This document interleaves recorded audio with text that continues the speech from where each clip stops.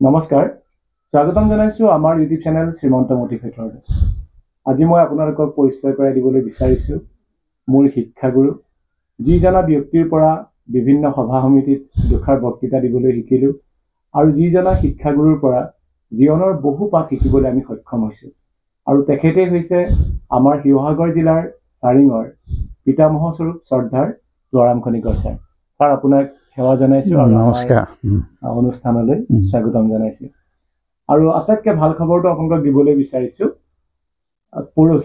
পৰহি ঘোষণা হৈছে আমাৰ শ্ৰদ্ধাৰ খনিকৰ ছাৰলৈ আউনীআটী সত্ৰৰ তৰফৰ পৰা প্ৰদান কৰা হৈছে শ্ৰী শ্ৰী দামোদৰদেৱ বঁটা। ছাৰ এই শুভক্ষণত আপোনাক অভিনন্দন জ্ঞাপন কৰিছো। ধন্যবাদ। আৰু প্ৰথমতে জানিবলৈ বিচাৰিছো আপোনাৰ পৰা যে এই বঁটা আপোনাক প্ৰদান কৰাৰ পিছত আপোনাৰ অনুভৱ কেনে? আচলতে মাজুলী আউনীআটী সত্ৰত শংকৰদেৱ গৱেষণা বঁটা আৰু দামোদৰ বঁটা এই দুটা বঁটা প্ৰচলিত হৈ আহিছে অসম ভিত্তিত। এইবাৰ তেওঁলোকে কি প্ৰকাৰে মোক চিলেক্ট কৰিছে মই সেইটো নাজানো বাৰু, কিন্তু বঁটাটো পোৱা খবৰটো কাগজত দেখি স্বাভাৱিকতে মনটো ভাল লাগিছে আৰু আচলতে এইটো ভাল লগা কথাই আৰু এইটো কেতিয়া প্ৰদান কৰে সেইটো ঠিক ঠাক হোৱা নাই, কিন্তু এইটো ঘোষণা হৈ আছে।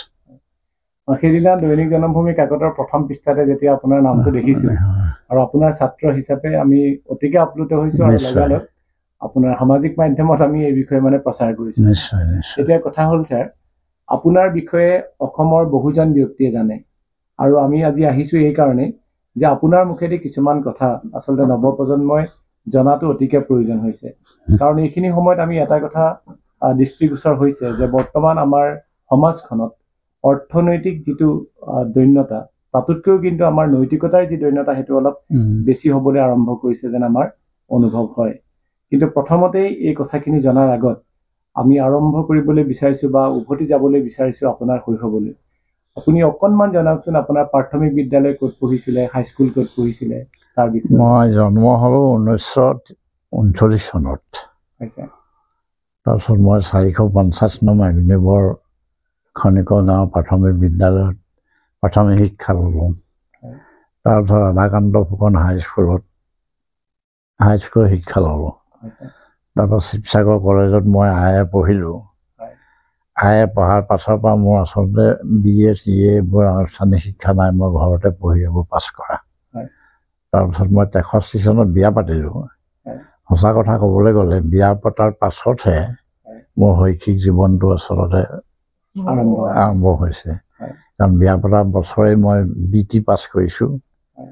তাৰপিছত 3 বছৰমানৰ পাছত মই ইংৰাজীত MA পঢ়িবলৈ গুৱাহাটী ইউনিভাৰ্চিটি গৈছোঁ আৰু তাৰপৰা পাছ কৰি আহিছোঁ। আৰু এটা কথা আজি নিশ্চয় স্বীকাৰ কৰিব লাগিব যে সেই মানুহগৰাকী যিটো প্ৰেৰণা, মোৰ পত্নী শশীধৰ ফুকন গাৰ্লছ হাইস্কুলৰ হেডমিষ্ট্ৰেছ আছিলে তুলদা খনিকৰ, তেওঁৰ যিটো প্ৰেৰণা সেই প্ৰেৰণাটোতে আচলতে মই আজিৰ মানুহটো হ'ব পাৰিছোঁ। তাৰমানে ইংৰাজীত যে এটা বাক্য আছে যে behind every successful men there is a woman. একেবাৰে খুব সঁচা, মোৰ জীৱনত সেইটো খুব সঁচা কথা। কাৰণ উদাউট তুলদা খনিকৰ আজি যিটো তুলাৰাম খনিকৰ সেইটো হ'ব নোৱাৰিলেহেঁতেন। মই আপোনালোকক জনাবলৈ বিচাৰিছো যে আজি কেইটামান বছৰৰ পূৰ্বে ছাৰৰ বাইদেউ শ্ৰদ্ধাৰ তুলদা খনিকৰ বাইদেউ তেখেত শশীধৰ ফুকন বালিকা বিদ্যালয়ৰ প্ৰধান শিক্ষয়িত্ৰী আছিলে। আৰু শশীধৰ ফুকন বালিকা বিদ্যালয়ৰ বিষয়ে মই আপোনালোকক ক'বলৈ বিচাৰিছো যে ভাৰতবৰ্ষই স্বাধীনতা লাভ কৰাৰ আগত গাঁও অঞ্চলত প্ৰথমবাৰৰ বাবে ছোৱালীৰ স্কুল য'ত প্ৰতিষ্ঠা হৈছিলে সেইখনেই আছিল আমাৰ চাৰিঙত প্ৰতিষ্ঠা হোৱা শশীধৰ ফুকন বালিকা বিদ্যালয়। আৰু সেই বিদ্যালয়তে ছাৰৰ পৰিবাৰ অৰ্থাৎ শ্ৰদ্ধাৰ তুলদা খনিকৰ বাইদেৱে প্ৰধান শিক্ষয়িত্ৰী হিচাপে তেখেতে নিজৰ সেৱা আগবঢ়াইছিল। আচ্ছা ছাৰ, মই তাৰপিছতে জানিবলৈ বিচাৰিম আপুনি আপোনাৰ যি স্নাতকোত্তৰ ডিগ্ৰী সেয়া ইংৰাজী বিষয়ত কৰিলে। তেতিয়া ছাৰ আপুনি গুৱাহাটী ইউনিভাৰ্চিটিত কৰিছিল? গুৱাহাটী ইউনিভাৰ্চিটি। তেতিয়া ডিব্ৰুগড় ইউনিভাৰ্চিটি প্ৰতিষ্ঠা হোৱা নাই তাৰমানে। এইটো কোন চনৰ কথা আছিলে? এইটো আছিলে 67।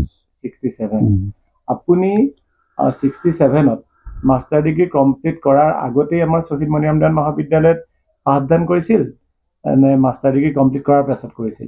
মই মাষ্টাৰ ডিগ্ৰী ফাইনেল পৰীক্ষা দি আহি ইয়াত সোমালোঁ। ইয়াতো ইংৰাজী শিক্ষক নাই, গতিকে ফাইনেল পৰীক্ষা দিয়াৰ পাছত মই সোমালোঁ। তাৰপিছত ৰিজাল্ট ওলালে, ৰিজাল্ট ওলোৱাৰ পাছত মোক ৰেগুলাৰ কৰিলে। আপোনাৰ কৰ্মজীৱন কেৱল শ্বহীদ মনিৰাম দেৱান মহাবিদ্যালয়তে নহয়, মই অজস্ৰ। মই আই পাছ কৰি প্ৰথমতে মই ফুলবাণী চিগা এম ই স্কুল পাতিলোঁ, সেইখন মই প্ৰতিষ্ঠা কৰা। তাৰপিছত তাৰ পৰা আহি মই দেওলা জনতা হাইস্কুলত শিক্ষক কৰিলোঁ। জনতা হাইস্কুলৰ শিক্ষকতা কৰি 3 মহীয়া ভেকেঞ্চি এটাত মই শশীত ফুকন গাৰ্লছ হাইস্কুলত কাম কৰিলোঁ। তাৰপৰা গৈ মই ডিক্সো হাইস্কুলত কাম কৰিলোঁ। ডিক্সো হাইস্কুলৰ মই চামগুৰিত হাইস্কুল প্ৰতিষ্ঠা কৰিলোঁ, নিজে হেডমাষ্টাৰ হ'লোঁ। আৰু মনিৰাম দেৱানলৈ যোৱাৰ আগতে মই নামটি পিয়লি ফুকন কলেজত ছমাহ শিক্ষকতা কৰিলোঁ। তাৰপিছত ইয়াৰ মানুহে খুব ধৰি ইংৰাজী টিচাৰ সেই সময়ত বৰ আটক, গতিকে মোক মাতিলে আৰু মই স্থানীয় ঠাই বুলি ইয়ালৈ আহি ইয়াৰ পৰা 1999 চনত মই অৱসৰ ল'লোঁ। তাৰ অৱসৰ গ্ৰহণ কৰাৰ পিছতো আপোনাক দেখিছোঁ যে আপুনি একেবাৰে সপ্ৰতিভ। মোক ডক্টৰ ভোলা গগৈ ছাৰে লগ পালে সোধে, সেই ৰাক্ষণিকক লগ পোৱা নে? আমি কওঁ পাওঁ, কেনেকুৱা হৈ আছে? আমি কওঁ খুব ভাল হৈ আছে। স্কুটি চলায়নে? স্কুটি চলায়, এতিয়াও স্কুটি চলাব পৰা হৈ আছে। এই যে আপোনাৰ ৰিটায়াৰমেণ্টৰ পিছত বহু মানুহক আমি দেখোঁ যে তেখেতলোকে নিজৰ জীৱনটো মানে একেবাৰে যেন অসাৰ হৈ গ'ল, এতিয়া যেন আৰু তাৰপিছত কি কৰিব, যে এনেই থকা দিনকেইটা যেন থাকিব, তেনেকুৱা ধৰণে থাকিবলৈ বিচাৰে। কিন্তু আপুনি আচলতে জীৱন যাপন কৰা নাই, আপুনি জীৱন উদযাপন কৰিছে। এই যে 1999 চনত আপুনি অৱসৰ গ্ৰহণ কৰাৰ পিছত এই সুদীৰ্ঘ প্ৰায় 25 বছৰ কাল, এই 25 বছৰ কাল ইমান সপ্ৰতিভ হৈ আছে, আৰু সেই সপ্ৰতিভ হৈ থাকিবৰ কাৰণে আপুনি কেনেকুৱা ধৰণে নিজে শক্তি আহৰণ কৰিছে? কথা দুটা আছে, মানুহৰ জীৱন দুটা, এটা হ'ল আনুষ্ঠানিক জীৱন, আনটো হ'ল অনানুষ্ঠানিক জীৱন। আনুষ্ঠানিক জীৱনৰ অৱসৰ কৰাৰ পাছত অনানুষ্ঠানিক জীৱনটো আৰম্ভ হয়। কিছুমান মানুহে সেইটো আৰম্ভ নকৰি ভিতৰত সোমাই যায়, আৰু কিছুমান মানুহে সেইটো আৰম্ভ কৰি ৰাইজৰ মাজত সোমাই যায়। আৰু ৰাইজৰ মাজত, সমাজৰ মাজত যেতিয়া সোমাই যায়, সমাজখন ইটছেল্ফ এ টনিক, সমাজখন এটা টনিক। আৰু যি মানুহ সমাজত অত্যন্ত প্ৰকাৰে ঘূৰি থাকে, সেই মানুহৰ আচলতে শক্তিটো অটুট থাকে, আৰু সমাজৰ মাজলৈ গ'লে তেওঁ ভাগৰ অৱসাদ একো নাথাকে, আৰু নেক্সট পাছত ক'বলৈ কেতিয়া যাবলৈ পাওঁ তেনেকুৱা ধৰণৰ এটা ভাৱনা আহে। মোৰে এতিয়া মই কিজানি সপ্তাহত 4খন সভাত বক্তৃতা দিবগৈ লাগে, কাৰণ মানুহে মাতে। সপ্তাহত 4খন মিটিঙত বক্তৃতা দিবলৈ এতিয়া মোৰতো বয়সে এলাও নকৰে, কিন্তু মই কোনো অনুভৱ নকৰোঁ, দুৰ্বলতা বা কিবা একো অনুভৱ নকৰোঁ। এইটোৱেই যে মানুহবিলাকতো বিচিত্ৰ, সেই বিচিত্ৰতাৰ মাজত থাকি মানুহবিলাকক বুজিবলৈ চেষ্টা কৰা যিটো মানসিকতা, এই বস্তুটো মানুহক বৰ সুখ দিয়ে। আইনষ্টাইনে এটা ডাঙৰ কথা কৈছিলে যে মই 2টা বস্তু কাহানিও বুজি নাপালোঁ, এটা হ'ল ব্ৰহ্মাণ্ড আৰু আনটো হ'ল মানুহৰ মূৰ্খামি। তেতিয়া তেওঁ কৈছে যে ব্ৰহ্মাণ্ডটো মই অলপ বুজিলোঁ, সমূলি বুজি নাপালোঁ, কিন্তু মানুহৰ মূৰ্খামিটো মই কিছু বুজিলোঁ। গতিকে এতিয়া কথা হ'ল, আমি মানুহৰ মূৰ্খামিটো বিচাৰি নাযাওঁ, মানুহৰ যিটো সৌন্দৰ্য, মানুহৰ যিটো ভাৱাবেগ, মানুহৰ যিটো মননশীলতা, সেই বস্তুটো আচলতে চাই ভাল লাগে আৰু দেখি ভাল লাগে। এখন মিটিঙত যেতিয়া বক্তৃতা দি থাকিম, মানুহবিলাকে যেতিয়া একান্তভাৱে সৈতে মুখলৈ চাই থাকে, তেতিয়া মনত এটা আনন্দ লাগে। এটলিষ্ট মানুহবিলাকে মোৰ কথাবোৰ বা কিবা এটা লৈছে, আৰু সমাজখনৰ এটা গতি লাভ কৰিব, এই ভাৱনাটোৱে বহুত প্ৰেৰণা দিয়ে। আৰু সেইটো প্ৰেৰণাৰ সৈতে মই এই বয়সতো আচলতে তুমি শুনি আচৰিত হ'বা, মই কণ্টিনিউৱাছ 7 দিনলৈকে বক্তৃতা দিছোঁ, কণ্টিনিউৱাছ, মানে কোনেও নেৰে, চবলৈকে যাব লাগে। গতিকে এইটোতে মই গৈছোঁ, আৰু গৈ মই দেখিছোঁ যে মোৰ 7 দিনততো যিটো ভাগৰ লাগিব লাগে, সেই ভাগৰটো মোৰ নাই। আৰু বক্তৃতাওতো মই দীঘলীয়াকৈ দিওঁ, অলপ চমুকেতো নিদিওঁ। গতিকে এই তুমি যে কৰা প্ৰশ্নটো, বহুত মানুহে এই প্ৰশ্নটো মোক কৰে যে আপোনাৰ শক্তিৰ উৎস কি? তেতিয়া মই কওঁ যে মোৰ শক্তিৰ উৎস গাজি মগু। মই সেইটোকে কওঁ, তেতিয়া 2-একে কয় যে আমিও খাবলৈ ধৰিব লাগিব। আচলতে এই বস্তুটো যিটো আচলতে এনাৰ্জিটো বা হেৰিটো, এইটো মানে আচলতে ক'ৰবাৰ পৰা নাপায়, সেইটো নিজে আয়ত্ব কৰা বস্তুহে।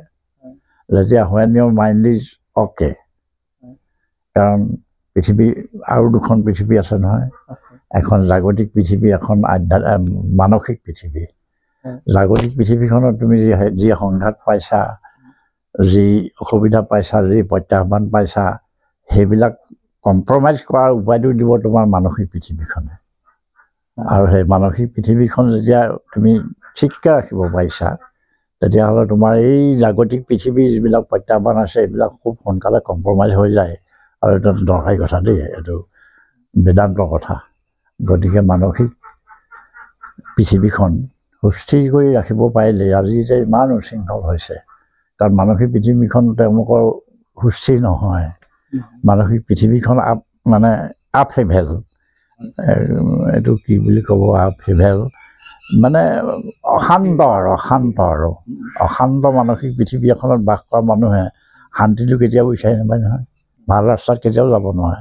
গতিকে সেই অশান্ত মনটো, অশান্ত মানসিক পৃথিৱীখন শান্ত কৰিবৰ কাৰণে আচলতে কি পাৰোঁ, বক্তৃতাৰ যোগেদিয়ে কি পাৰোঁ কৰি ফুৰিছোঁ আৰু কথাটো সেইটোৱে। মোৰ এটা কথা আচৰিত লাগে, আপোনাক ধৰক আগদিনাখন যদি মাতিছে ভাওনা উদ্বোধন কৰিবৰ কাৰণে, পাছৰ দিনাখন আকৌ আপোনাক মাতিছে ধৰক সাহিত্য সভাৰ এখন সভালৈ, তাৰ পাছৰ দিনা আকৌ আপোনাক হয়তো মাতিছে কোনোবাই খেল এখন উদ্বোধন কৰিবলৈ। কিন্তু আপুনি প্ৰতিটো টপিকৰ ওপৰত ইমান সাৱলীলভাৱে কেনেকৈ বক্তৃতা দিব পাৰে, সেইটো মানে আপোনাৰ অধ্যয়নটো বহুত গভীৰতালৈকে নিশ্চয় আছে বুলি অনুভৱ কৰোঁ।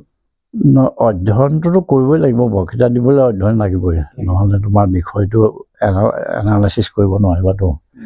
আৰু ২ নম্বৰ কথা হ'ল, মোৰ বক্তৃতা দিয়া এটা অভ্যাস আছে। অভ্যাসটো কি যে মই পূৰ্ব পৰিকল্পিতভাৱে বক্তৃতা লৈ নাযাওঁ। মই তালৈ গৈ তাৰ সমাজখনৰ ওপৰত ভালকৈ নিৰীক্ষণ কৰি কি বক্তৃতা দিলে এইটো ইয়াত খাপ খাব, মই সেইজাতীয় বক্তৃতা দিওঁ।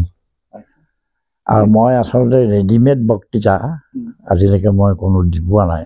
ভাওনাকে উদ্বোধন কৰিব গ'লোঁ, ভাওনাৰ ৰেডিমেড ফৰ্মুলাবোৰ মই নকওঁ। Bhaona in contest with the society, Bhagavat in contest with the society, এই সমাজৰ লগত সম্পৃক্ত কৰি মই আচলতে বক্তৃতা দিওঁ। কাৰণ এনেই ভাগৱতৰ শ্লোক কিছুমান গাই থাকিলেতো কাম নহ'ব, ভাগৱতৰ ইম্পেক্ট অন ছ'চাইটিটো ক'ব লাগিব। মই সেইটো কওঁ, ভাওনাটো এনেই কৰি থাকিলেই নহ'ব নহয়, ভাওনাটো সমাজৰ ইম্পেক্ট কি এই কথাটো ক'ব লাগিব। গতিকে মোৰ বক্তৃতাবোৰ যিহেতু সমাজকেন্দ্ৰিক হয়, সেইকাৰণে মানুহে মোৰ বক্তৃতাবোৰ ভাল পায়। আৰু ২ নম্বৰ মোৰ জহাই কোৱা হয়, মোৰ বৰ গভীৰ অধ্যয়ন আছে। সেই বস্তুটো কিবা এটা ঈশ্বৰৰ ঐশ্বৰিক কিবা এটা আছে, বক্তৃতা দিবলৈ ধৰোঁতে সেই বস্তুটো মানে আহি যায়, লিংক আপ হৈ যায়। এতিয়ালৈকে আপুনি, মই গোটেই জীৱনকালত বুলি ধৰিছোঁ, যেতিয়াৰ পৰা আপুনি সভা সমিতিবিলাকত বক্তৃতা দিবলৈ আৰম্ভ কৰিছে, কিমানখন সভাত মানে এতিয়ালৈকে কিমানটা বক্তৃতা আপুনি প্ৰদান কৰিছে? এতিয়ালৈকে মই ১৪০০ কিমানটা বক্তৃতা দিছোঁ। ১৪০০ কিমানটা বক্তৃতা পাইছে? মোৰ ডায়েৰীত লিখা আছে এইটো। বুজিছোঁ। ছাৰ, মই আন এটা কথা আপোনাৰ পৰা জানিবলৈ বিচাৰিছোঁ। এতিয়া আমি এটা কথা দেখিছোঁ যে আমাৰ শিশুবিলাক, আমি সৰুৰ পৰা শিশুবিলাক যেনেকৈ তুলি তালি ডাঙৰ দীঘল কৰিব লাগে, প্ৰতিজন পিতৃ মাতৃয়ে বাৰু চেষ্টা কৰিছে, কিন্তু তাৰ মাজতো বৰ্তমান সময়ৰ যিটো পৰিস্থিতি বা পৰিৱেশ, সেইটো দেখি আমি অনুভৱ কৰিছোঁ যে পিতৃ মাতৃসকলে বহু ক্ষেত্ৰত কিন্তু বিফল হৈছে। সেই বিফলতাৰ কাৰণ কি হ'ব পাৰে বুলি? বিফলতাৰ কাৰণে men is made by an environment. আচলতে এতিয়া মই কৈ থকা কথা এটাকে ক'ব লাগিব। মানুহৰ এতিয়া অট্টালিকাহে আছে, ঘৰ নাইতো। ঘৰখনত কি থাকে? আধ্যাত্মিকতা থাকে, ত্যাগ থাকে, পৰোপকাৰ থাকে, ঈশ্বৰ উপাসনা থাকে, সদাচাৰ থাকে, ৰুচিবোধ থাকে, শিষ্টাচাৰ থাকে। সেইখনেই হ'ল ঘৰ। এটা সংস্কাৰ থাকে তাৰমানে। এই সংস্কাৰবিলাক থকাখনেই ঘৰ। য'ত সেই সংস্কাৰবিলাক নাই, সেইখনেই হ'ল অট্টালিকা। সেই সংস্কৃত ঘৰখনৰ পৰা ভাল ল'ৰা ছোৱালী ওলাই নাযায়। ছাপ'জিং তোমাৰ ল'ৰাটো তুমি ভালকৈ ৰাখিবলৈ যত্ন কৰিছা, তুমি ল'ৰাটোৰ ভিতৰত কিমান দিন ৰাখি থ'বা? সিটো এটা বাহিৰলৈ ওলাই যাব, বাহিৰলৈ ওলাই যাওঁতেতো সি তাত পৰিৱেশ পাব, হয়নে? সেই পৰিৱেশটোৱে তাৰ ওপৰত যিটো ক্ৰিয়া কৰিব, সি সেইমতে প্ৰতিক্ৰিয়া প্ৰকাশ কৰিব।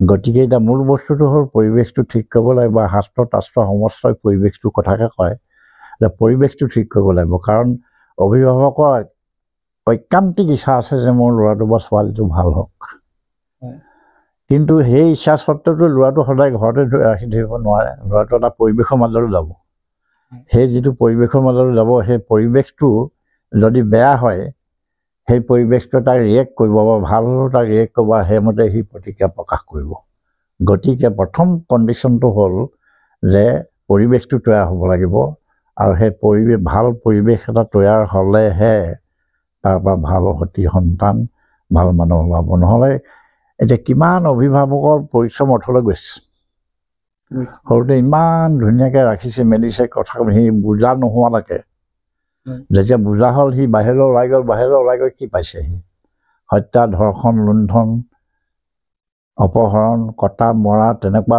খবৰকে পাইছেহি টিভিটোৱে কি দিছে সেইবোৰ খবৰকে দিছে বাতৰি কাকতখনে কি দিছে সেইবোৰকে খবৰ দিছে গতিকে যেতিয়া নৈতিক স্খলনটো ঘটি যায় তেতিয়া তুমি ল'ৰাটো ঘূৰাই আনিব নোৱাৰা সেইকাৰণে নিৰ্মূলা বুলি এজনে ডাঙৰ কথা এটা কৈছিলে to speak the right thing in right time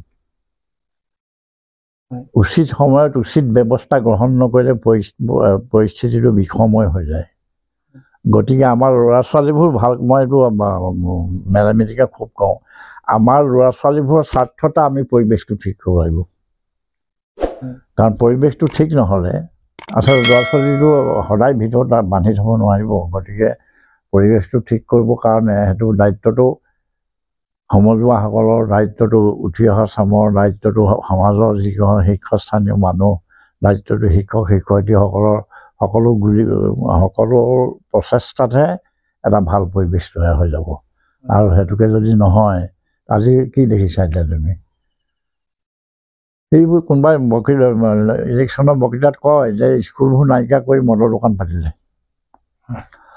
সেইটো জাষ্টিফিকেশ্যন আছে সেইটো জাষ্টিফিকেশ্যন স্কুলে জ্ঞান দিয়ে মদে জ্ঞান নাশ কৰে গতিকে সেইটো জাষ্টিফিকেশ্যন আছে পলিটিকেলি কৈছে যদিও তাত সেইটো জাষ্টিফিকেশ্যন আছে গতিকে পৰিৱেশটো যদি শুদ্ধ নহয় ল'ৰা ছোৱালী ঢেৰ সংস্কাৰ কৰি তুমি ঘৰত বনাই দিলেও সি সংস্কাৰী হৈ নাথাকিবগৈ গতিকে এই যিটো আমাৰ সংস্কাৰ এই সংস্কাৰটো যাতে ঘৰখনত থকাৰ লগতে সমাজতো এটা সংস্কাৰ থাকিব লাগিব তেতিয়াহে সমাজখন ঠিক হ'ব ল'ৰা ছোৱালী ঠিক হ'ব সেইকাৰণে আজি এতিয়া ল'ৰাটোক মাতোঁতে কি বুলি মাতিম তোমাৰ ল'ৰাটো বৰ ভদ্ৰ তাক কি বুলি মাতিব সি ককা ক'ৰ পৰা আহিলে বুলি কৈছে তাৰ সংস্কাৰ অকে আছে হেই এফালা তাৰ সংস্কাৰটো আঘাত কৰিলে তাৰ সংস্কাৰটোতো আঘাত হৈ গ'ল তাৰপৰা তাৰ চেণ্টিমেণ্টত কি হ'ব যে এইটো কৰাটো বেয়া মোক গালি দিছেতো এইটো কৰাটো বেয়া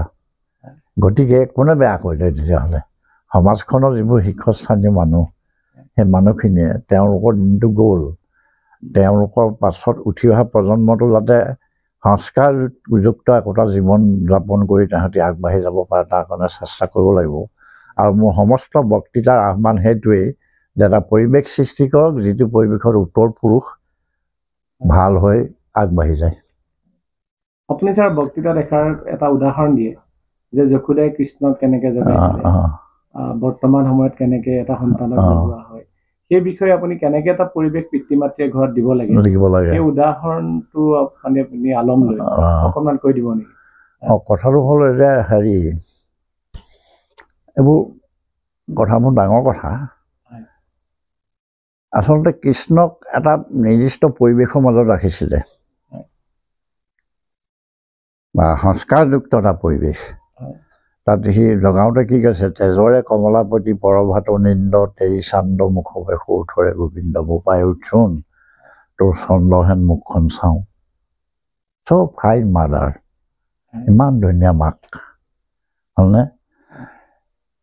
আমাৰ ল'ৰাটো কি বুলি লগায় সেইবোৰ তোমাৰ ইয়াত ক'ব পাৰে নহয় ক'ব নোৱাৰোঁ মই আমাৰ ইয়াত ল'ৰাটো কি বুলি লগায় জহনী মৰা ইমান পৰলৈকে মৰি থাকোনে হয়নে যশোদাই কৃষ্ণক ভাত খাবলৈ দিলে কি বুলি কৈছে পাৱে ধৰো হিৰে কৰোঁ অন্ন খাওঁ হৰি অন্নক নাখাই কান্দে বাগৰি বাগৰি যে বোপাইটো ভৰিত ধৰিছোঁ কাবও কৰিছোঁ খা আমাৰ মাকে ল'ৰাটোক কি বুলি কয় জহনী মৰা সেইগাল সজাই থৈছোঁ ভৰাও যদি ভৰাগে গতিকে তাৰ যিটো তেজ সেই অন্নটো খাই তাৰ যিটো তেজ হ'ব সেই তেজটো আখৰিক তেজ হ'ব কাৰণ তাক আক্ষৰিকভাৱে অন্নটো দিয়া হৈছে নে ভকতীয়া কথাটো আক্ষৰিকভাৱে অন্নটো দিয়া হৈছে গতিকে তাৰ তেজটো আক্ষৰিক হ'ব আৰু এই কৃষ্ণৰ যিটো কাকুতি মিনতি কৰি ভাত খোৱা সেইটো তেজটো সাত্বিক তেজ হ'ব গতিকে এই যে মাৰ্ডাৰ এজ হুজ বেষ্ট হিউমেনিটি ইজ নৰিছ এজ হুজ লেপ চিভিলাইজেশ্যন কেডল তাৰমানে যাৰ দুগ্ধ খাই শিশুৱে পুষ্টি সাধন কৰে আৰু যাৰ কোলাত সভ্যতাৰ অংকুৰণ ঘটে সেইগৰাকী মাতৃ এতিয়া আমাৰ মাতৃয়ে শিশুক দুগ্ধ খুৱাইছে পুষ্টি হৈছে কিন্তু কোচত চিভিলাইজেশ্যন কেডল কৰা নাই কোচত সভ্যতাৰ অংকুৰণ ঘটা নাই সেইকাৰণে মাকৰ কোলাত যেতিয়া সভ্যতাৰ অংকুৰণ ঘটা নাই তেতিয়াহ'লে ল'ৰাটো কেনেকৈ সভ্য হ'ব ল'ৰাটোতো সভ্য হ'ব নোৱাৰিব এতিয়া কিমান ডাঙৰ মানুহ আছে আব্দুল কালামকে ধৰা গান্ধীজীকে ধৰা যিমান ডাঙৰ মানুহ আছে আৰু সেইবিলাকতো একোজনী মাকৰ পৰা হোৱাহে হয় নহয় সেইবিলাক তেনেকুৱা হোৱা গুৰিতে সংস্কাৰী মাকজনীহে মাক সংস্কাৰী হোৱাৰ কাৰণে তেওঁলোক সংস্কাৰী হৈছে তেওঁ ডাঙৰ মানুহ হ'ব হৈছে ইনস্পিৰেশ্যনটো মাকৰ পৰা আহিব ইনস্পিৰেশ্যনটো সমাজৰ পৰা আহিব সেইদিনা এইটো বৰ কথা এইবোৰ আচলতে মানুহক এতিয়া সমাজবোৰত এটা বস্তু বৰ আটক দেখিছোঁ মই মানুহক ইনস্পিৰেশ্যন দিয়া মানুহক মানে উৎসাহ উদ্দীপনা দিয়া যিটো প্ৰক্ৰিয়া সেই প্ৰক্ৰিয়াটো এতিয়া মই বহুত কম দেখিছোঁ এনেই মাতিনি গামোচা পিন্ধাই এইটোৱে উৎসাহ উদ্দীপনা নিদিয়ে গতিকে এই যে উৎসাহ উদ্দীপনা দিয়া যিটো পৰিৱেশ সেই পৰিৱেশটো আচলতে তৈয়াৰ কৰিব লাগিব ল'ৰাটো ফাৰ্ষ্ট ডিভিজনত ষ্টেণ্ড কৰিলে গামোচা পিন্ধাব নালাগে তাৰ সদাচাৰটো ঠিক থাকিলে তাকো পিন্ধাব লাগে সি যদি সদাচাৰী হয় মেট্ৰিকত ষ্টেণ্ড কৰিব পৰা নাই কিন্তু সি সদাচাৰী গতিকে তাকো গামোচা পিন্ধাব লাগে কাৰণ এতিয়া সদাচাৰী মানুহৰ প্ৰয়োজনহে বেছি হৈছে হায়াৰ ছেকেণ্ডেৰী মেট্ৰিকত ষ্টেণ্ড কৰা মানুহতকৈ সদাচাৰী মানুহৰ প্ৰয়োজনীয়তা বেছি হৈছে সেইদিনাখন সভাত মই কৈছোঁ কথাটো যে মেট্ৰিকত ষ্টেণ্ড কৰা মানুহতকৈ সদাচাৰী মানুহৰ প্ৰয়োজন বেছি হৈছে সমাজখনক সদাচাৰী মানুহৰ প্ৰয়োজন বেছিকৈ দৰকাৰ হৈছে গতিকে এজন সদাচাৰী মানুহ তৈয়াৰ কৰিবলৈ হ'লে সদাচাৰটো ঘৰৰ পৰা যাব লাগিব ঘৰৰ পৰা ৰিলে কৰিব লাগিব সমাজলৈ সমাজৰ পৰা দেশলৈ তেতিয়া সদাচাৰ হ'ব আজি এতিয়া কি হৈছে মানুহতে নিজৰ পদমৰ্যাদা পাহৰি আপোনাৰ কাম কৰিবলৈ আৰম্ভ কৰি দিছে কোনোবা এজন মানুহ বহুত ওপৰত আছে তেওঁ যিবোৰ কথা কৈ দিছে সেইটো মেছেজ হৈ তলৰ মানুহলৈ নামি আহিছে যে সেই ইমান ডাঙৰ মানুহজনে এনেকুৱা কৈছে যে ময়ো কৰিব পাৰোঁ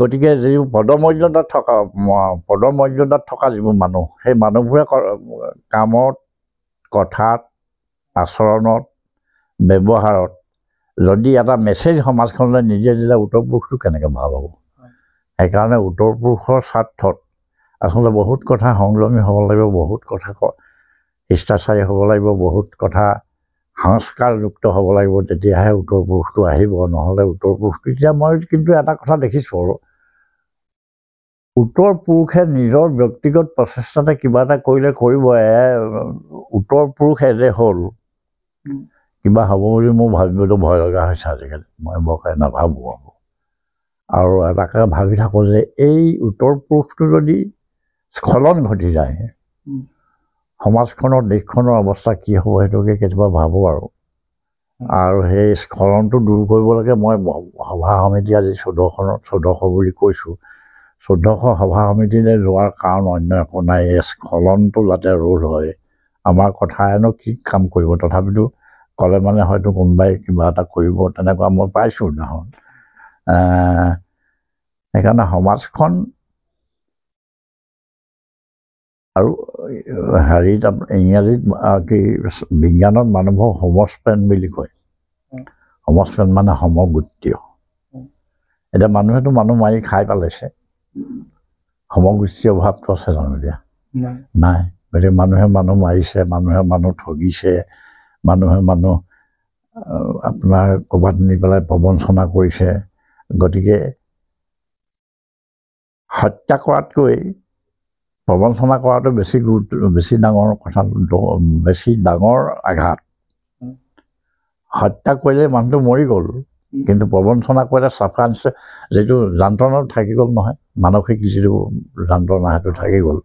গতিকে এতিয়া সেই সমগোত্ৰীয় ভাৱটো নাই, মানুহবোৰ চব ইণ্ডিভিজুৱেলিষ্ট, ইমান ব্যক্তিকেন্দ্ৰিক হৈ গ'ল মানুহবিলাক যে কোনেও কাৰো চাবলৈ সময় নাই, কোনেও কাৰো কথা এতিয়া ভাবিবলৈ সময় নাই। এনেই ইণ্টাৰনেটে মানুহবোৰ এনেই ব্ৰাদাৰহুড, ৱৰ্ল্ড ব্ৰাদাৰহুড কৰি মানুহবোৰ চপাই আনিছে, কিন্তু আত্মিকভাৱে চব মানুহ ইটো ইজনৰ পৰা সিজনে, সিজনৰ পৰা সিজন চবাতৰি গুচি গৈছে। আত্মিকভাৱে সেই যিটো ভাতৃত্ববোধ সেইটো আত্মিকভাৱে নাই। কাৰণ আজি মই ভাবিছোঁ অকল মোৰহে হ'ব লাগে, মোৰ ঐশ্বৰ্য বিভূতি ধন সম্পত্তি ঢেৰ হ'ব লাগে, তুমি ভাবিছা তেনেকৈ।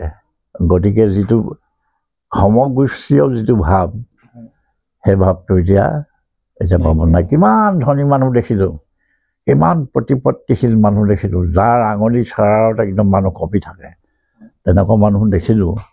আৰু শেষত দুৰান্ত অসহায়, দুৰান্ত হেল্পলেছ, একো পাবলৈ নাই, কোনো এজন মানুহ থিয় নহয়গৈ, মাত এষাৰ মাতিবলৈ মানুহ নাই। শেষ অৱস্থাত তেনেকুৱা হোৱাও দেখিছোঁ নহয়, চাক্ষুক দৃষ্টিৰ কথা সেইটো। মোক আৰু এটা কথা কওক আপুনি, যে বৃদ্ধাশ্ৰমবিলাকৰ এটা পজিটিভ দিশো নথকা নহয়। ধৰক মই পজিটিভ দিশটো যদি ক'বলৈ বিচাৰোঁ, এনেকুৱা হ'ব পাৰে কোনোবা পুত্ৰ আছেগৈ আমেৰিকাত বা ধৰক অষ্ট্ৰেলিয়াত আছেগৈ, তেওঁৰ পিতৃ যাবলৈ ইচ্ছা কৰা নাই, যে মই কোনোপধ্যে আমেৰিকা বা অষ্ট্ৰেলিয়ালৈ নাযাওঁ, কাৰণ মই কোনো তাত মোৰ সমবয়সীয়া মানুহ লগ নাপাওঁ বা অসমীয়াত কথা এষাৰ পাতিবলৈও মানুহ এজন নাই। যদি আমি টানি আজৰি পজিটিভ দিশটো চাওঁ, তেতিয়াহ'লে বৃদ্ধাশ্ৰমৰ সেই পজিটিভ দিশটো আমি দেখাব পাৰোঁ, কিন্তু 2% বা 3%হে কাৰোবাৰ ক্ষেত্ৰত এইটো প্ৰযোজ্য হয়। কিন্তু আপুনি মোক এই কথাষাৰ কওকচোন, যে এজন সন্তানক পিতৃ মাতৃয়ে সৰুৰ পৰা তুলি তালি, কোনোবাই কৈছে তই ডাক্তৰ হ'ব লাগিব, কোনোবাই কৈছে ইঞ্জিনিয়াৰ হ'ব লাগিব, প্ৰফেচৰ হ'ব লাগিব। এটা সময়ত তেওঁলোকে পিতৃ মাতৃয়ে বিচৰা ডাক্তৰ, প্ৰফেচৰ, ইঞ্জিনিয়াৰ হৈ গৈছেগৈ, কিন্তু তেওঁলোকে সেই নিৰ্দিষ্ট আপোনাৰ গন্তব্যস্থানত উপনীত হোৱাৰ পিছত পিতৃ মাতৃ কিন্তু অকলশৰীয়া হৈ গৈছে। হয় তেওঁ নিজৰ ঘৰতে একেবাৰে নিৰ্জন বা অকলশৰীয়াকৈ থাকিবলগীয়া হৈছে, নতুবা তেওঁ কোনোবা বৃদ্ধাশ্ৰমৰ এটা অকলশৰীয়াকৈ এটা কোঠৰীত তেওঁ দিন পাৰ কৰিবলগীয়া হৈছে। এই কথাটো কিয় পিতৃ মাতৃ আৰু সন্তানৰ যিটো মৰম স্নেহ আন্তৰিকতাৰ মাজত যেতিয়া পিতৃ মাতৃৰ বয়স বাঢ়ি যায় আৰু সমান্তৰালভাৱে সন্তানৰো যেতিয়া বয়স বাঢ়ি যায়, এই যিটো বিভেদ এই গেপটো কিয় আহিবলৈ আৰম্ভ কৰিছে? এই গেপটো আহিবলগীয়া হ'ল আচলতে তাৰ কাৰণে মানুহটো যিটো ইঞ্জিনিয়াৰ হৈছে, ডাক্তৰ হৈছে, তেওঁ ৰেচপনচিবল নহয়। ৰেচপনচিবিলিটিটো মাক বাপেকে, কাৰণ তাক ইঞ্জিনিয়াৰ হোৱাৰ ওপৰতহে জোৰ দিয়া হ'ল, মানুহ হোৱাৰ ওপৰত জোৰ দিয়া নহ'ল। গতিকে হিউমেন চেণ্টিমেণ্ট যিটো, সেইটো গ্ৰ' নকৰিলে। আৰু হিউমেন চেণ্টিমেণ্ট গ্ৰ' নকৰাৰ কাৰণে তাৰ ফাদাৰ মাদাৰ, তাৰ যিটো পিতৃ মাতৃ, সেই পিতৃ মাতৃটোৰ ওপৰত তাৰ যিটো অব্লিগেশ্যন থাকিব লাগে, সেই অব্লিগেশ্যন নাই, কাৰণ সি মানুহে হোৱা নাই। আৰু যিটো তুমি বৃদ্ধাশ্ৰমৰ কথা ক'লা, বৃদ্ধাশ্ৰমটো এটা বিজনেছহে, এইটো বিজনেছ। সেইটোৱে সমাজখনৰ স্খলনহে ঘটাইছে, যে ল'ৰাটোৱে পটকৈ ভাবি পেলাই যে বুঢ়া বুঢ়ী দুটা দিগদাৰ কৰি থাকিলে মই বৃদ্ধাশ্ৰমত থৈ আহিম, সেইখন নোহোৱাহেঁতেনতো সি পালন কৰিবলৈ বাধ্য হ'লহেঁতেন। গতিকে এই কথাখিনি আচলতে বৃদ্ধাশ্ৰমৰ ফৰে মোৰ কোনো যুক্তি নাই, মই বৃদ্ধাশ্ৰমৰ বিৰুদ্ধেই থাকোঁ সদায়। কাৰণ বৃদ্ধাশ্ৰমে অসমীয়া সমাজৰ যিটো সংস্কৃতি, পিতৃ মাতৃক পোহপাল দি মৰা যিটো সংস্কৃতি, অসমীয়া মানুহে সেই সংস্কৃতিটো আঘাত কৰিছে। কাৰণ পুত্ৰটো কেলৈ তুলিছে, পুত্ৰাৰ্থে কিৰতে ভাৰ্যা পুত্ৰ পিণ্ড দানাত। পিণ্ড দান কৰা মানে বামুণৰ পিণ্ড দান কৰাৰ কথা কোৱা নাই নহয়। আমাৰ 64 নৰক আছে, 64 নৰকৰ পুংনাম নৰক বুলি এখন নৰক আছে। 60 বছৰৰ পাছত বয়স চোৱা, সেইচোৱা পুংনাম নৰক বুলি কয়। অসহায়, দৌৰিব চৰিব নোৱাৰে, নিজে খাব নোৱাৰে, সেইখন পুংনাম নৰক। পুংনাম নৰকাত 10 তাৰতি, সেইখন নৰকত যিজনে সহায় কৰে, যিজনে মোক আপডাল কৰে, শুশ্ৰূষা কৰে, তেওঁৰ পুত্ৰ। গতিকে আমাৰ সংস্কৃতিয়ে সেইটো কয়, আমাৰ ভাৱাদৰ্শই, আমাৰ ইডিঅ'লজিয়ে সেইটো কয়। কিন্তু আমি কি কৰিছোঁ, ইমান মডাৰ্ণ হৈ গ'লোঁ, ইমান ছফিষ্টিকেশ্যন আহি গ'ল আমাৰ, যে আমাৰ নিজৰ পিতৃ মাতৃকো চাবলৈ সময় নাই। এতিয়া বৃদ্ধাশ্ৰমত থৈছোঁ, আৰু বৃদ্ধাশ্ৰমত থৈ মই কি কৰিছোঁ, মোৰতো অপৰ্যাপ্ত আজৰি সময়। সেই সময়কণটো মই মা দেউতাক দিব পাৰিলে দুই মহলাত অট্টালিকাটো সাজিছে তেওঁলোকৰ কুকুৰটোৰ কাৰণে AC ৰুম এটা আছে মাক বাপলৈ ৰুম নাই সেইটো বৰ্তমান সময়ৰ প্ৰেক্ষাপটত সেইটোৱে সঁচা এতিয়া কাৰণ কুকুৰটোলৈ ৰুমটো আছে মাক বাপকলৈ ৰুম নাই গতিকে এইটো যদি মানসিকতা যায় সেইটো আকৌ ৰিলে কৰিব নহয় আমাৰ উত্তৰ পুৰুষলৈ মোৰ ল'ৰাটোলৈ তোমাৰ ল'ৰাটোলৈ সেইটো বস্তুটো ৰিলে কৰিব নে দেউতাই বৰ কাঢ়ি মিলি চাকে থৈ আহোঁগৈ সেইদিনা এজন মানুহে ল'ৰাজনে ঘৰত ভালনে বুলি সুধিলে মহন্তৰ ফাৰ্মেচিত সি ক'লে মাজনীয়ে বৰ দিগদাৰ কৰিছে মৰাহেঁতেনে খুব পায়খানা কৰিছে মই বোলো তই যেতিয়া মাৰৰ কোচত পায়খানা কৰিছিলি মা তোৰ পায়খানা গোন্ধ পোৱা নাছিল নহয় মায়ে তই এতিয়া মাৰৰ পায়খানা গোন্ধ পাইছ ঠিকে আছে কিন্তু তই যেতিয়া মাৰ কোচত পায়খানা কৰিছিলি তেতিয়া মায়ে আনকি পায়খানা গোন্ধ নাপাইছিলে সি ভাল ৰেচন পাই এদিন তামোল পাণ এটা আনি মই সাৰ কৰি থৈ গ'ল কাৰণ তুমি যিটো দিছা সেইটোহে ঘূৰাই পাবা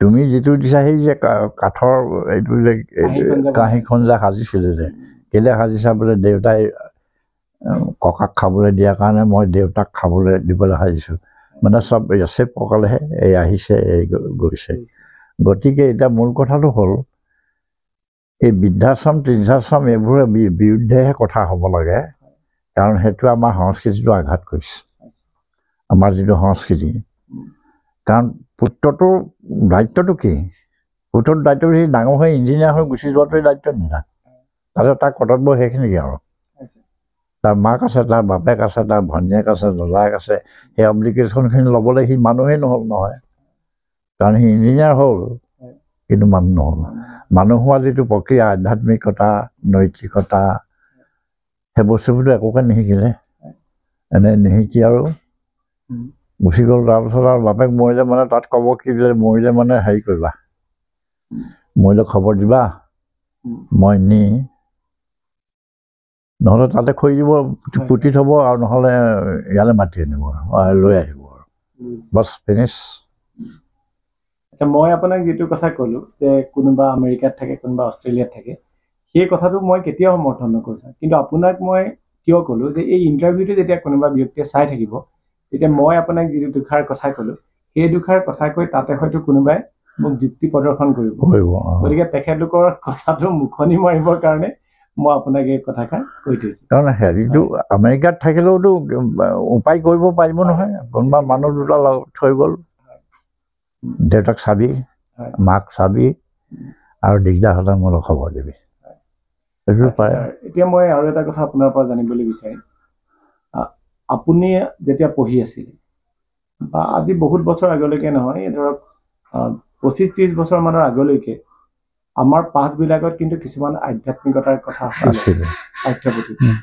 কিন্তু বৰ্তমান সময়ত আপুনি যদি চায় যে মহামানৱ মহাত্মা গান্ধীৰ বিষয়েও কোনোবা এটা হয়তো ক্লাছৰ মানে পাঠত নাই আধ্যাত্মিকতাটোৰ কথাটো মই দূৰৰে কথা কিন্তু যেতিয়া পাঠ্যপুথিত এইখিনি কথা নাই ধৰক কোনোবা এজন মহান ব্যক্তিৰ বিষয়ে নাই বা কোনোবা এটা আধ্যাত্মিক কাহিনী তাত নাই সেই নথকাৰ পিছত যে এজন পিতৃ মাতৃ বা সমাজৰ যিসকল আগ্ৰণীয় ব্যক্তি বা তেখেতলোকে বিভিন্ন ক্ষেত্ৰত আগভাগ লোৱা ব্যক্তিসকলৰ এই আধ্যাত্মিকতাৰ শিক্ষা বা মহান ব্যক্তিসকলৰ যি জীৱন দৰ্শন সেই জীৱন দৰ্শনৰ সেই আদৰ্শখিনি বা দৰ্শনখিনি বা আধ্যাত্মিকতাৰ কথাখিনি যে আমাৰ শিশুসকলৰ মাজলৈ আমি কেনেকৈ লৈ যাবলৈ এইটো সম্ভৱ হ'ব পাৰে শিশুসকলৰ মাজলৈ আচলতে আধ্যাত্মিকতাৰ পাঠটোতো নাই আগতে আমি কিমান ধুনীয়া ধুনীয়া পঢ়িছিলোঁ দিনা মৰিম মই সেইদিনা বাৰু জগতৰ খেনি হানি হ'ব কম কথা নেকি বজালে কাঁহ পাত্ৰ ভগা ভাল চিনি হাঁকি ক'লে চিনি লওঁ কত দূৰ জ্ঞানী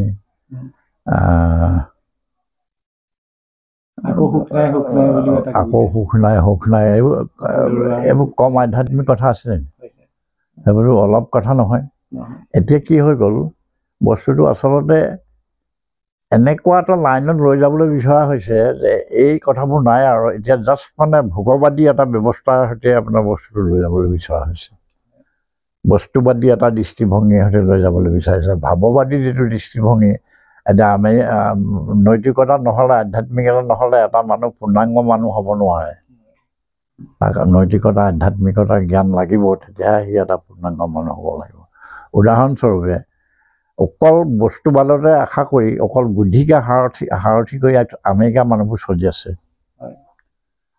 কিন্তু পৰিসংখ্যাই দেখা যায় আমেৰিকাতে ছুইচাইড কৰা মানুহৰ সংখ্যা বেছি কাৰণ ইমান ভোগৰ পাছত তেওঁলোকে কিয় ছুইচাইড কৰিছে অৰ্থাৎ তেওঁলোকৰ নৈতিক আৰু আধ্যাত্মিক যিটো ভাৱনা এই ভাৱনাটো তেওঁলোকৰ নাই আমেৰিকাত কি হৈছে এতিয়া এটা মৰেল ৰিআৰ্মমেণ্ট বুলি এটা মুভমেণ্ট হৈছে এতিয়া তাত যে মানুহবিলাক সিহঁতে গৈ থাকোঁতে এটা সময়ত উলংগ হ'বগৈ দৰকাৰী কথা দেই উলংগ হোৱাৰ পাছত মানুহবোৰে কি কৰিব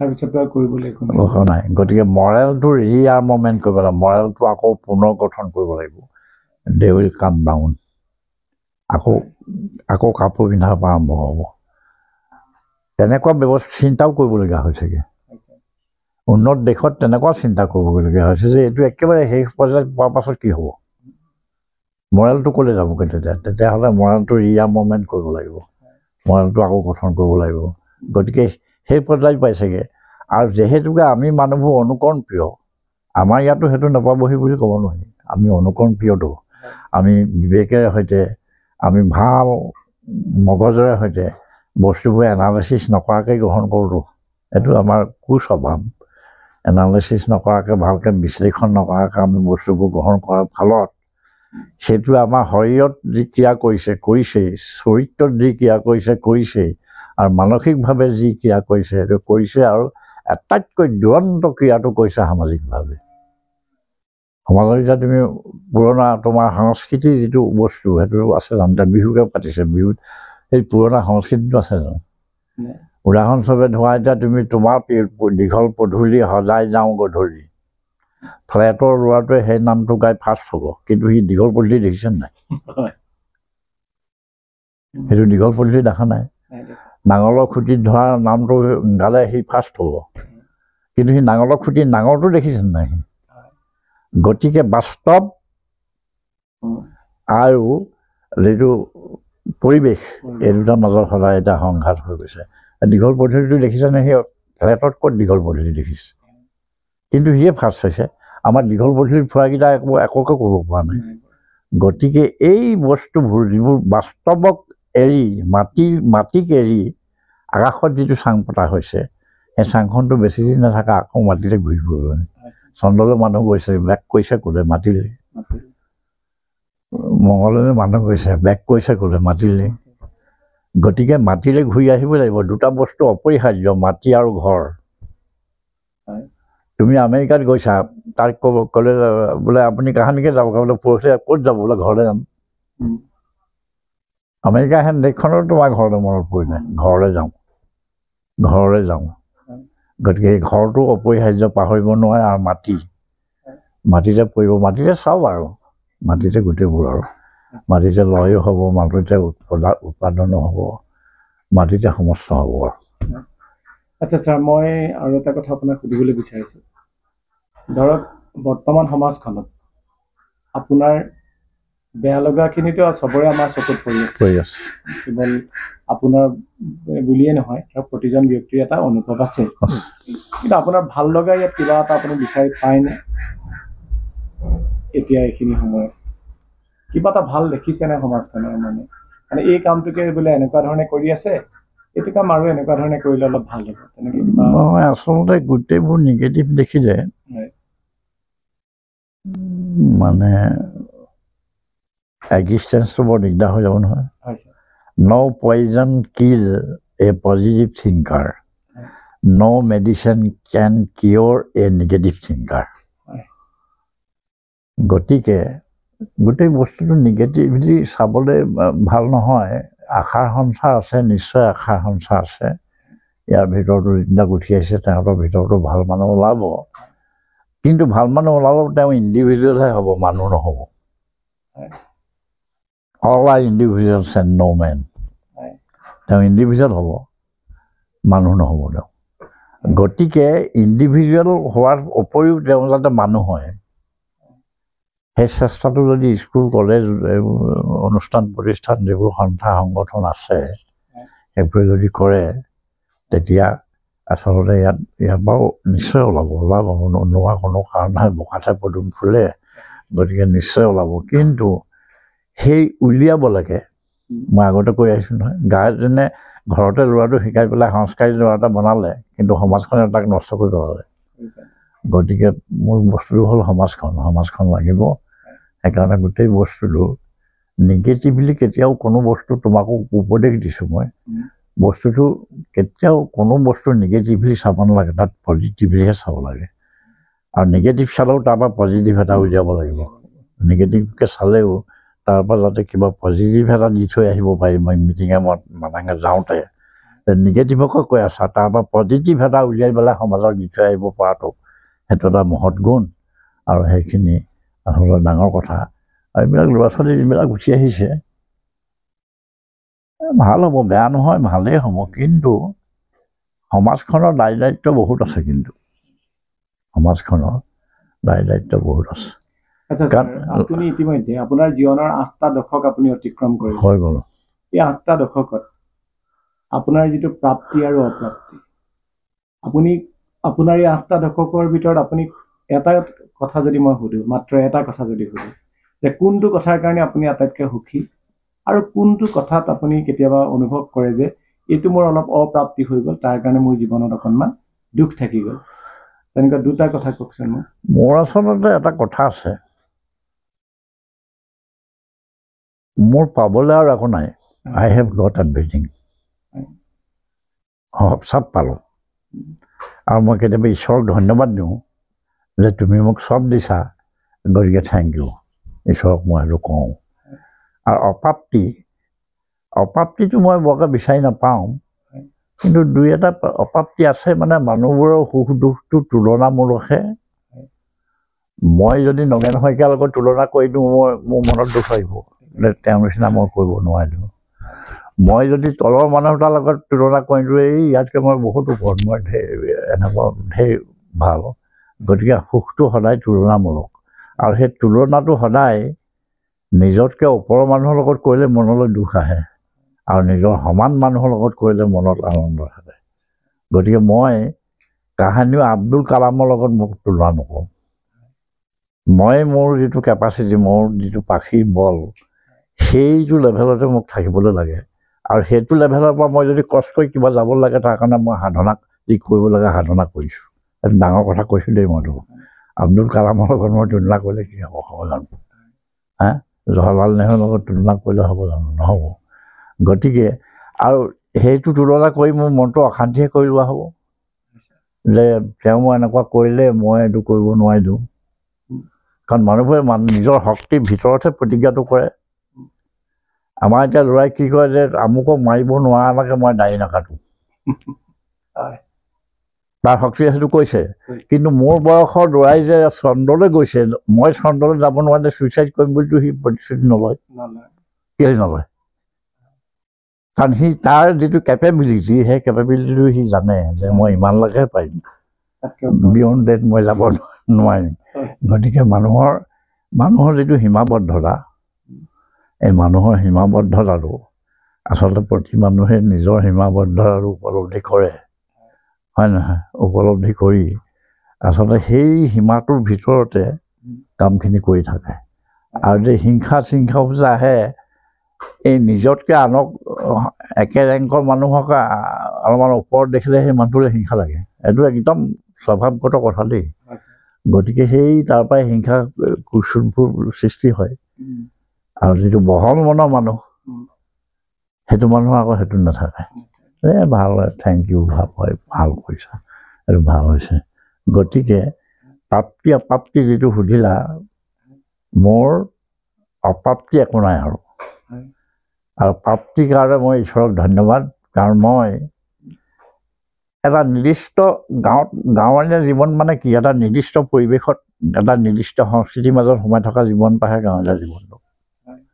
তাৰ মাজতে সোমাই থাকি যে মই অসমৰ পৰিচিত এটা নাম হ'লোঁ, তাৰ কাৰণে মই ঈশ্বৰক ধন্যবাদ দিওঁ। আৰু মোৰ যিটো সাধনা, মোৰ যিটো অধ্যৱসায়, এই কথাটো মই স্বীকাৰ কৰোঁ। আচ্ছা, আপোনাৰ ছাৰ আপুনি এজন লিখক হিচাপেও সকলোৱে আপোনাক চিনি পায়। এতিয়ালৈকে আপোনাৰ কেইখন গ্ৰন্থ ওলাইছে? এতিয়ালৈকে মোৰ 5খন কিতাপ ওলালে, আৰু এখন এতিয়া ৰিচেণ্ট ওলাব, আৰু এখনৰ মানে আউটলাইনবোৰ কৰি থকা হৈছে। সেইখন অলপ ভাল কিতাপ হ'ব দেই, সেইখন অলপ বেলেগ ধৰণৰ কিতাপ হ'ব। এখন তাৰ চৰিত্ৰটো বেলেগ হ'ব অলপ। আচ্ছা ছাৰ, আৰু এটা কথা সুধোঁ যে মই আকৌ কৈছোঁ যে আপুনি জীৱনৰ 8টা দশক ইতিমধ্যে অতিক্ৰম কৰিলে। এই 8টা দশক অতিক্ৰম কৰাৰ পিছত কেতিয়াবা মনলৈ এনেকুৱা এটা ভাৱ আহেনে মই অকলশৰীয়া? এনেকুৱা এটা অনুভৱ আহে নেকি? অকলশৰীয়া অনুভৱ এটা হয় নেকি মানে কেতিয়াবা? মানে এই কাৰণে মই আপোনাক সুধিছোঁ। এই কথাটো আচলতে আপোনাৰ ব্যক্তিগত কথা বুলি মই সোধা নাই। আপোনাৰ বয়সৰ আৰু বহু ব্যক্তিয়ে বৰ্তমান সময়ত জীৱন নিৰ্বাহ কৰি আছে। আপোনাৰ যোগেদিয়ে মানে সেই গোটেই ব্যক্তিসকলক এটা প্ৰতিনিধিত্ব কৰি মই উত্তৰটো পাবলৈ বিচাৰিছোঁ। এই অকলশৰীয়াটো কণ্ডিশ্যনেলহে, চৰ্ত সাপেক্ষ।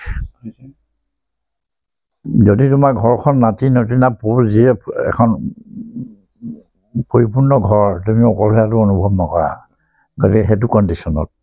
আকৌ আন এটা কণ্ডিশ্যন হ'লে ল'ৰা নাই, ছোৱালী নাই, নাতি নাই, নতিনা নাই, বুঢ়া বুঢ়ীটা বুঢ়ীও মৰিলে বা বুঢ়াও মৰিলে, বুঢ়ীজনী অকলে, বুঢ়াটো মৰিলে, বুঢ়ীজনী মৰিলে, বুঢ়াটো অকলে, তেতিয়া সেইটো আহিব। চব চৰ্ত সাপেক্ষে বস্তুটো। কিন্তু সেই যিটো নিৰ্জনতা, অকলশৰীয়া লনলিনেছটো, সেইটো হলম কৰিবলৈ এটা জ্ঞান লাগিব। সেইটোৱে হ'ল আধ্যাত্মিক জ্ঞান। আধ্যাত্মিকতাটো তাতে উৎপত্তি হয়। কাৰণ তুমি যেতিয়া দেখিবা যে মোৰ লগত ঈশ্বৰ আছে, মই অকলশৰীয়া নহয়, মোৰ লগত ঈশ্বৰ সাক্ষী হৈ আছে, মই অকলশৰীয়া নহয়, সেই অনুভৱটোৱে হ'ল আধ্যাত্মিক অনুভৱ। আৰু সেই আধ্যাত্মিকতা জ্ঞানটো নোহোৱাৰ কাৰণে মানুহবোৰে আচলতে অকলশৰীয়া এটা অনুভৱ কৰে। এটা সময়ততো চব মানুহে অকলশৰীয়া হ'ব, চবেই অকলশৰীয়া হ'ব। কাৰণ চবটো কালেক্টিভলি মৰি যাব নোৱাৰে। গতিকে এটা সময়ত সকলোৱে অকলশৰীয়া হ'বই। আৰু এলোন ইন মাল্টিটিউড, ভাল বাক্য এটা মনত পৰিলে। Alone in multitude, lakh lakh মানুহ গোট খাই আছে, তাৰ মাজতো তুমি অকলশৰীয়া। কাৰণ কাৰো লগত তোমাৰ একো কানেকশ্যন ঘটা নাই। সেইকাৰণে হেৰি কৈছে, ক্ৰাউডছ আৰ নট কোম্পেনী। মানুহৰ জুমটো তোমাৰ সংগ নহয়। Crowds are not company, faces are only gallery of pictures. ঢেৰ মানুহৰ মাজত থাকিলেও তুমি অকলশৰীয়া। আৰু যিবিলাক faces are only gallery of pictures, মুখবোৰ দেখিছা চলি গৈ আছে, সাহিত্য সভাত মানুহবোৰ গোট খালে, সেইবোৰ তোমাৰ সংগ নেকি? তোমাৰ কোম্পেনী নেকি? নহয়। Faces are only gallery of picture. এইপিনে দেখিছা মানুহ চলি গৈছে, সেইপিনে গৈছা মানুহ চলি গৈছে। গতিকে জন্মসূত্ৰে মানুহ অকলশৰীয়া। এইটো বেদান্তৰ বাণী দেই। এইটো জন্মসূত্ৰে মানুহ অকলশৰীয়া। মানুহ জন্মসূত্ৰে অকলশৰীয়া। আৰু আমি এতিয়া ভকতীয়া কথা, আৰু আমি মায়া মোহত আবদ্ধ থকাৰ কাৰণে আচলতে আমি অকলশৰীয়া অনুভৱ কৰোঁ। কিন্তু জন্মসূত্ৰে মানুহ অকলশৰীয়া। কাৰণ জন্মসূত্ৰে তুমি অকলেহে জন্ম হৈছা, আৰু মৰতেও তুমি অকলে মৰিবা, হয়নে? এইটো বাইবেলেও কৈছে, to this you come and to death you go'. বাইবেলৰ কথা সেইটো। আচলতে তুমি আহোঁতে অকলে আহি গ'লা, যাওঁতে অকলে গুচি গ'লা। গতিকে তুমি জন্মসূত্ৰে অকলশৰীয়া। সেইটোকে আচলতে ভাবিবলৈ বহুত আধ্যাত্মিক জ্ঞানৰ দৰকাৰ হ'ব। আৰু সেই আধ্যাত্মিক জ্ঞান আয়ত্ত কৰিবলৈ আচলতে যিটো সাধনা লাগিব, সেই সাধনাটো এতিয়া মানুহৰ নাই। আৰু মানুহবোৰে ইমান ব্যস্ত, কিহত ব্যস্ত ক'ব নোৱাৰে। মানুহে সোধা বাৰু, তুমি মানুহক সোধাচোন, মানুহ দৌৰি আছে। আৰু তুমি সোধাচোন যে ইমান আপুনি দৌৰি আছে, আপোনাৰ লক্ষ্য কি? সেইটো ক'ব নোৱাৰে। সি দৌৰি আছে আৰু। গতিকে মানুহবোৰে ইমান ইম'চনটো বেছি হৈ গ'ল যে মানুহৰ এতিয়া ৰ'বলৈ সময় নাই। আৰু কোনোবা এঘৰ মানুহ এটা মৰিছে, তাতে গৈ খবৰ এটা কৰিবলৈও সময় নাই। কোনোবা এঘৰ মানুহৰ কিবা বিপদ এটা হৈছে, ভয় নকৰিবি, চিকিৎসা কৰিলে ভাল হ'ব, তেনেকুৱা সাহস এটা দিবলৈও সময় নাই। আৰু এতিয়া সময় নাই আৰু। কিন্তু সময় কেলৈ নাই সেইটো গম নাপায় নহয়। সময় কেলৈ নাই সেইটো ক'ব নোৱাৰে। আচ্ছা ছাৰ, মোক সকলোৱে এই কথাটো যদি মই নুসুধো, মোক পাছত মানুহে প্ৰশ্ন কৰিব যে কিয় নুসুধিলা। আৰু এইটো এনেকুৱা কথা নহয় যে মই ইণ্টাৰভিউটো আপোনাৰ কালিলৈ বা পৰহিলৈ দি দিম, সেইদিনাই বহুত মানুহে চাব, সেইটো নহয়।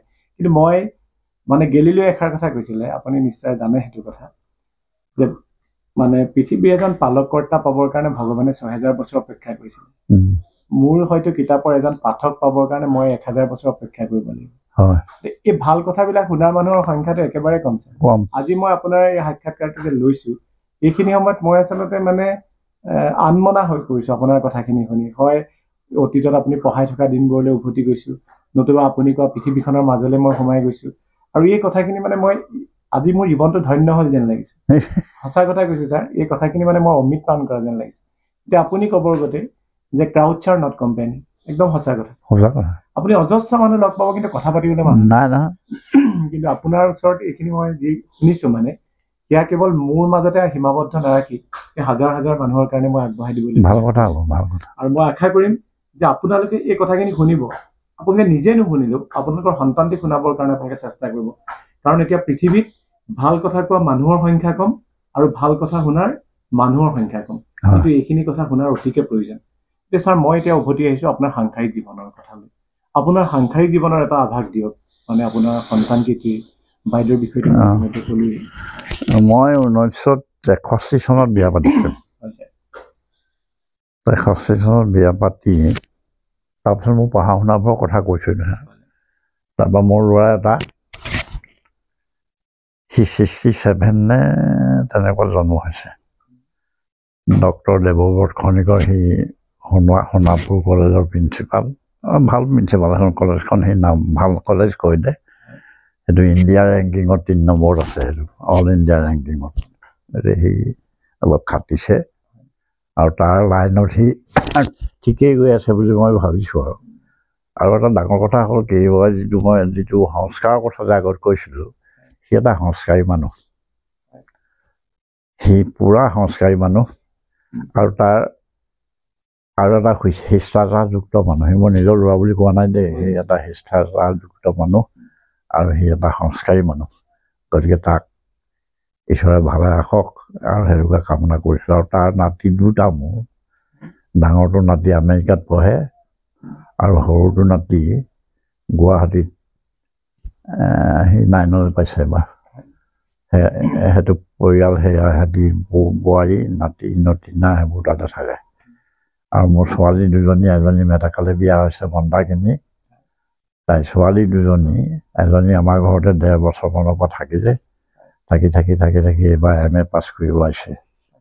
তাৰপৰা ইজনী ছোৱালীও MA পঢ়ি আছে, তাই মেটাকালি ঘৰ। আৰু ইজনী ছোৱালী বিয়া নহ'ল, আৰু তাই আছে মোৰ লগতে থাকিব, চলি থাকিব। আৰু মোৰ পৰিয়ালটো সেইটোৱে। আৰু আপুনি কুশলে থাকক, ভগৱানে ভালে ৰাখক আপোনাক। আৰু আপোনাৰ যিটো উদ্যম, আপুনি সদায় সপ্ৰতিভ হৈ থাকিবই লাগিব। কাৰণ আপুনি আমাৰ কাৰণে মানে সম্পদ, অসমৰ কাৰণে এক সম্পদ। কাৰণ মই আকৌ কৈছোঁ যে আজিকালি ভাল কথা কোৱা মানুহৰ সংখ্যা কম, আৰু ভাল কথা শুনা মানুহৰ সংখ্যা কম। আৰু ছাৰ, শেষত মই এটা প্ৰশ্ন আপোনাক সুধিছোঁ যে আপুনি জীৱন বুলি ক'লে, মানুহৰ জীৱন বুলি ক'লে আপুনি কি বুলি সংজ্ঞা দিব? এইটো এটা ডাঙৰ কথা। জীৱনটো আচলতে এজ ইউ এক্সপিৰিয়েঞ্চ ইট, জীৱনটো তুমি কেনেকৈ গ্ৰহণ কৰিছা তাৰ ওপৰতে সংজ্ঞাটো হ'ব। কাৰণ মই এখন হেৰি পঢ়িছিলোঁ, নাটক মেকবেথ বুলি, MA পঢ়োঁতে পঢ়িছিলোঁ। মেকবেথে ক'লে যে life is a tale told by an idiot, full of fury and nonsense, signifying nothing. তেওঁ মানে লাইফটো একোৱেই নাই, আৰু full of fury and nonsense told by an idiot. তেওঁ সেইদৰেই জীৱনৰ অভিজ্ঞতাটো তেওঁ সেইটোৱে হৈছে। কাৰোবাৰ আকৌ অভিজ্ঞতা হৈছে life is bed of roses, কাৰোবাৰ তেনেকুৱা অভিজ্ঞতা হৈছে, হয়নে? কাৰোবাৰ আকৌ অভিজ্ঞতা হৈছে লাইফ ইজ ফুল অফ থৰ্নছ, কাঁইটেৰে ভৰা। গতিকে অভিজ্ঞতা মতেহে লাইফৰ ডেফিনেশ্যনটো হ'ব। লাইফৰ জেনেৰেল ডেফিনেশ্যন ক'তো হ'ব নোৱাৰে। কাৰণ তোমাৰ লাইফটো তুমি কেনেকৈ লৈছা, মোৰ লাইফটো মই কেনেকৈ লৈছোঁ। কিন্তু তাৰ ভিতৰতে এটা বস্তু ডাঙৰ কথা আছে। ডাঙৰ কথাটো হ'ল কি, যে এই পৃথিৱীলৈ তোমাক ভগৱানে পঠিয়াইছে, মানুহকৈ পঠিয়াইছে, আৰু তোমাক মানুহ হৈয়ে মৰিবলৈ দিয়া নাই। তুমি উত্তৰ হৈ, আমাৰ ছুপাৰমেন হৈ মৰিবলৈ দিছে তোমাক। এইটো ভগতীয়া কথা, চূড়ান্ত কথা। যে তোমাক মানুহ কৰি পৃথিৱীলৈ পঠিয়াইছে, তোমাক কিন্তু মৰিবলৈ মানুহ হৈ মৰিবলৈ দিয়া হোৱা নাই, তোমাক ছুপাৰমেন হৈ মৰিবলৈ দিয়া হৈছে। যেনে মহাত্মা গান্ধী বা আব্দুল কালাম, এই মাদাৰ টেৰেছা, ছুপাৰমেন হৈহে মৰিবলৈ দিয়া। মানুহটো মৰিবই, ঈশ্বৰো মৰিছে, গতিকে তোমাক ছুপাৰমেন হৈহে মৰিবলৈ দিছে। মানুহ হৈ উপজিলা, মানুহ হৈ মৰিবা, সেইটো ঈশ্বৰৰ ইচ্ছা নহয়, আৰু সেইটো লাইফৰ হেৰি নহয়। গতিকে লাইফটো ডিফাইন কৰোঁতে, লাইফটো মানে সংজ্ঞা দিওঁতে মানুহভেদে লাইফৰ সংজ্ঞা বেলেগ বেলেগ হয়। মোক যদি সোধে যে হোৱাট ইজ ইয়ৰ লাইফ, মই ক'ম যে চ' ফাইন, ইমান ভাল, মোৰ লাইফত কোনো গোলমাল নাই। কোনোবা এজন অসুখীয়া মানুহ পৰি আছে, তাক যদি সোধেগৈ এই নাই আৰু মৰাহেঁতেনে ভাল হৈছিলে, তেনেকুৱা ধৰণৰ হতাশজনক কথাবিলাকে আহিব। গতিকে তেওঁৰ লাইফটো সেইটো দৃষ্টিয়ে চাইছে, আৰু মই লাইফটো এইটো দৃষ্টিয়ে চাইছোঁ। কিন্তু তাৰে ভিতৰতে সেই যাতনাত ভুগি থকাজনেও লাইফটো যদি ইতিবাচক দিশত চাব পাৰিব, যদিহে তেওঁ আধ্যাত্মিকভাৱে পুষ্ট হয়। যদি তেওঁ আধ্যাত্মিকভাৱে পুষ্ট মানুহ হয়, তেতিয়া তেওঁৰ জীৱনটো ইতিবাচকভাৱে চাব পাৰিব। গতিকে জীৱনৰ সংজ্ঞাটো আচলতে মানুহভেদে বেলেগ বেলেগ হ'ব। আৰু মই এতিয়া ক'লোঁ তোমাক, তুমি মানুহ হৈ উপজিছা, তোমাক মানুহ হৈয়ে মৰিবলৈ ঈশ্বৰে দিয়া নাই। ঈশ্বৰে দিছে যে তুমি মেন, তুমি ছুপাৰমেন হৈ মৰা।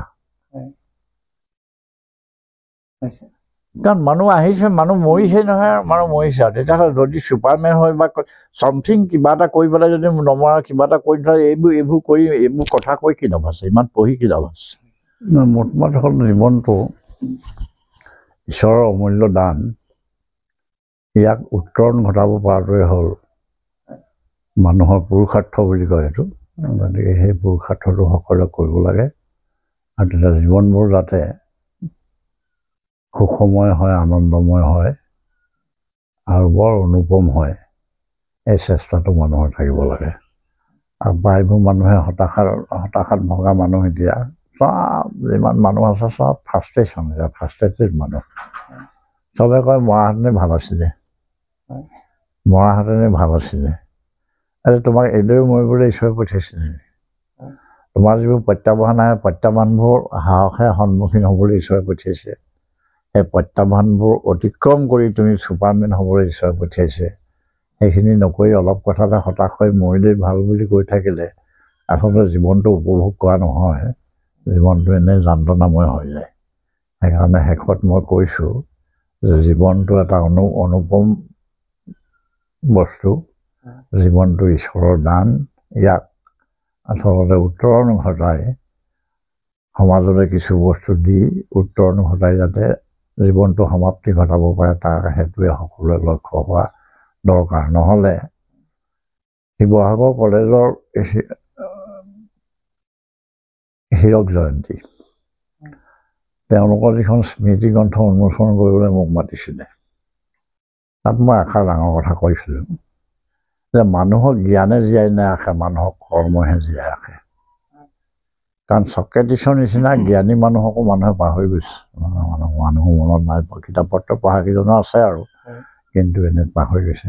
কিন্তু কৰ্মৰ যোগেদি যি মানুহ জীয়াই আছে, যেনে মহাত্মা গান্ধী, আব্দুল কালাম, আৰু ইয়াৰ স্থানীয়ভাৱে আপোনাৰ প্ৰাক চলিহা, পদ্মধৰ চলিহা, এইবিলাকে মহাবিদ্যালয় পাতি কৰ্মৰ যোগেদি তেওঁলোক স্থায়ী হৈ আছে। গতিকে মানুহৰ জীৱনটো আচলতে স্থায়ী কৰিবৰ কাৰণে যিটো প্ৰক্ৰিয়া, সেইটো হ'ল কৰ্মৰ মাধ্যমেদিহে মানুহ আচলতে স্থায়ী হ'ব, আৰু জীৱনটো উপভোগ্য হ'ব, আৰু আনৰ কাৰণে আদৰ্শনীয় হ'ব। ধন্যবাদ ছাৰ, আপোনাক ধন্যবাদ আৰু কৃতজ্ঞতা জনাইছোঁ। আৰু বহুখিনি কথা পতাৰ পিছতো বহুখিনি থাকি যোৱা যেন মোৰ অনুভৱ হৈছে। আকৌ ভৱিষ্যতৰ দিনত আপোনাক লগ পাম, কথা পাতিম, আৰু এনেকৈয়ে আপোনাৰ কথাখিনি বুলি ক'লে নহ'ব, আপোনাৰ বহুমূলীয়া কথাখিনি, বহুমূলীয়া পৰামৰ্শখিনি আমাৰ নতুন প্ৰজন্মৰ কাৰণে বাট বুলিবলৈ এক সঠিক সন্ধানৰ এক জোনাকৰ পোহৰ হ'ব বুলি আমি উপলব্ধি কৰিছোঁ। ধন্যবাদ, তোমালোককো ভগৱানে ভালে ৰাখক, আশীৰ্বাদ দিছোঁ। ধন্যবাদ ছাৰ।